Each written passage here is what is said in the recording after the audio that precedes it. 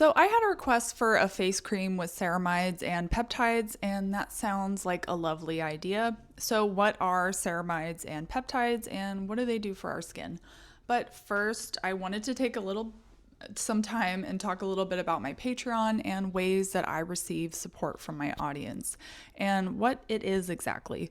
So, a Patreon is essentially a place where people can join a creator's page and pick which level or tier that they want to join, and each comes with a set of benefits and content that they will get access to. I have two main tiers aside from my more support tiers, which are basically just where people can donate to my page $1 or $3 monthly, and this is just to show support to me. Patreon does not pay me, I only get paid by my monthly memberships. And I also don't receive money from YouTube. I am such a new channel, and at this rate, it's going to take me forever to get monetized, if at all. But that's okay because I enjoy sharing formulas, and this is to help you grow and my Patreon. So the main tiers are tier 2, which is the skincare formulator tier, and you basically get access to all my formulating educational content, which includes formulas every month, at least 2 to 3. Topics of discussion, ingredient deep dives, and all the practical knowledge that goes into learning formulating. I try to cover a different subject every month, and I post at least 3 times a week on there, which is a lot. And there's a ton of content already on there. And tier 3 is the skincare business builder. So all things related to running a skincare business. I am in the process of adding more content to this. We discuss all the do's and don'ts of starting a business and the technical stuff you need to know. So like pricing products, branding. We haven't covered running ads yet, but we will be soon. And I'm available to talk and answer questions whenever for tier 2 and tier 3. I also provide content calendars and email marketing content every month for you and your business. And so I basically try to hold your hand through the process of starting a business in tier 3. So if that interests you, please click on the link to my Patreon. You can join and you can leave at any time you want. It's really easy, and you get access to way more stuff than you do on here on YouTube. Okay, so back to today's video. So peptides are short chains of amino acids that play a role in skincare by promoting collagen, improving skin elasticity, enhancing overall skin health. They boost hydration and keep skin looking nice and moisturized.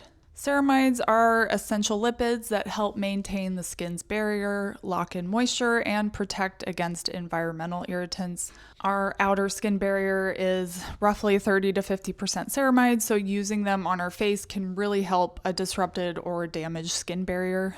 I personally love ceramides. They have been so instrumental in keeping my skin hydrated and looking great. If you have really dry skin or sensitive skin that is easily irritated, then ceramides can really help soothe that and help with the healing process. Okay, so how can we use these things in our formulas? There are a gajillion peptides out there that you can choose from. They can be somewhat expensive, but you don't need to use them in larger percentages for them to be effective. Some of the peptides we can use are, my personal favorite is Peptide 3000 from Lotioncrafter. It's a blend of several peptides, and it's one of the more affordable ones. And for ceramides, there's not a huge selection of them. Making Cosmetics has a ceramide blend, as does Lotioncrafter, so you can just grab one from there. So I couldn't really decide on what type of formula I wanted, but given that it's wintertime and my skin is craving more moisture, I thought this one would be good. Now, it actually turned out to be more of a thinner cream / borderline lotion consistency, but let's quickly go over some of the ingredients that we're going to be using today, and be warned, we are using a lot. I wanted this to be packed with skin-loving goodies. And we're trying out a new emulsifier today.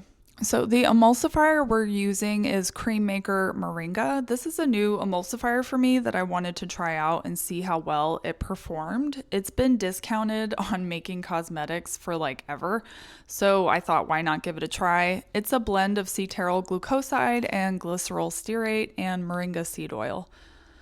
It says on the product description it gives silky, glossy, stable emulsions with a 3 to 6% usage rate. This has no thickener, and fair warning, the Creammaker Moringa does not produce crazy thick emulsions. I found that I had a hard time making a really thick cream with it.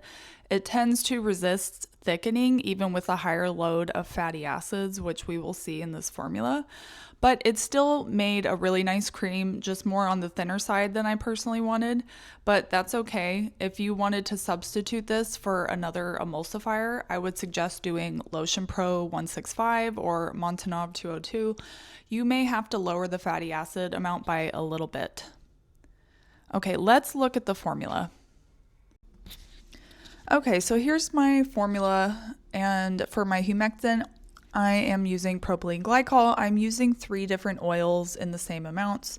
They're all fairly lightweight oils and 2 different esters. And for my fatty acids, fatty alcohols, I did behenyl and cetyl. And for my preservative, I did Phenonip, which can go in the oil phase. And for my extracts, I chose hawthorn and jasmine extracts, which I made myself. I made these extracts to somewhat duplicate this product from Lotioncrafter called Effective, as it's marketed for under eye creams to help with tightening. So I am going to use them together in this and with some panthenol for a little bit extra moisture. So you'll need heat-safe jars, a scale that measures in 0.01 gram increments, an immersion blender, a pH reader, spatulas, and a container or bottle to store this in. So here is my batch size. I did 230 grams, which is about 8 ounces. Okay, we're going to start with our A phase, which is our water phase, and I'm not sure if I've mentioned this before, but I typically will add 1 to 3 grams extra of water to account for any water loss during heating instead of the whole process of weighing my water before and after, then re-adding the water in later. It's just easier this way for me. It's not so much water that's going to impact the formula. It's really not. And from weighing all my batches prior, I've never seen more than 3 grams water loss, sometimes not even more than 2. So we're going to add our disodium EDTA, our propylene glycol,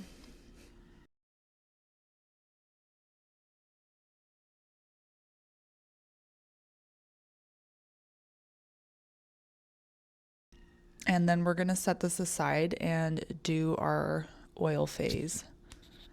And let's start with our Creammaker Moringa and our wheat germ oil, jojoba oil, and our sunflower oil, and then our esters and our Phenonip, which can go in the oil phase.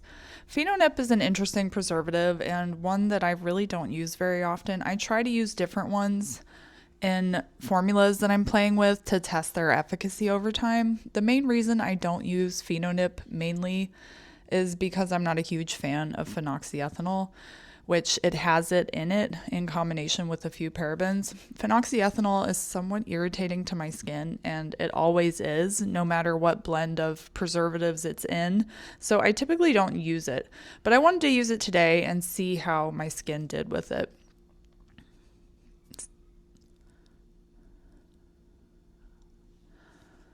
So after everything is added, I'm going to put some foil over phase A and then put both in a water bath and heat them until everything is fully melted, which is usually when it gets to around 175 degrees Fahrenheit. While that's heating, let's do phase C, which is our extracts, panthenol, ceramides, and peptides.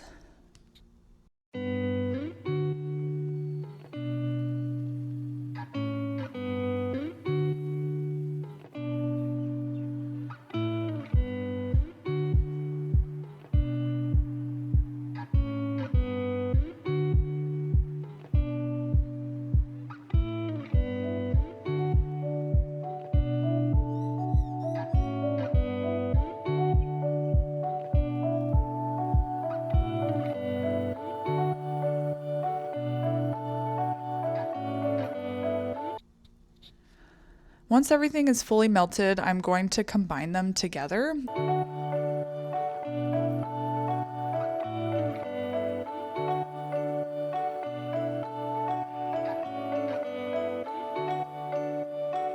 and use my immersion blender and do short spurts until it's all incorporated. And then I'm going to stop using the immersion blender and gently stir it periodically while it's cooling.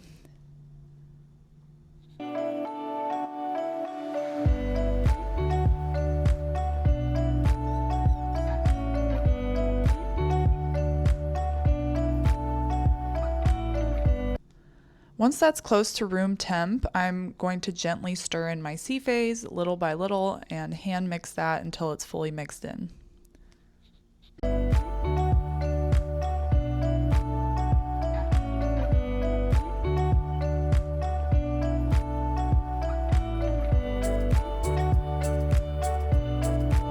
Now let's check the pH, and it was pretty good. It was at a 5, so I'm not going to add anything to it.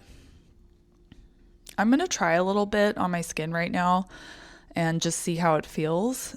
And right away, I notice it's very silky and glidey. It's very slippy. And there is a little bit of soaping in this, which I'll talk about more in a second. But I'm going to let this sit aside overnight and let it settle and just see if it thickens anymore by the morning. Okay, so it's the next morning and we can see it's thickened up a little bit, but not by much. So the consistency is like a lotion. I actually was able to pour this into lotion bottles, and I think it's better suited for that than a jar to scoop out of. And I use this on my face tonight, and it's really not nearly as moisturizing as I hoped it would be. You would think with all the fatty alcohols we use, this would have been heavier feeling. But I really think this emulsifier creates lightweight lotions best suited for like daytime or summertime moisturizers. I personally would not use this emulsifier if you are wanting to make a really hydrating, thicker, occlusive type of moisturizer for wintertime. But for a summer lotion, this would work really well. It's really interesting to me that it's resistant to thickening. I personally don't want to have to use 6 or 7% fatty alcohols to thicken this because that's a lot. It's also really funny to me that the description specifically says that this doesn't cause soaping, and I found that not to be true at all. It actually soaps quite a bit when you're rubbing it in. So pros with this emulsifier is that it's lightweight, naturally compliant, creates lovely lotions that could be made more moisturizing by using a higher oil phase and heavier oils. The cons are that it won't thicken very well with the addition of fatty alcohols, and it soaps quite a bit.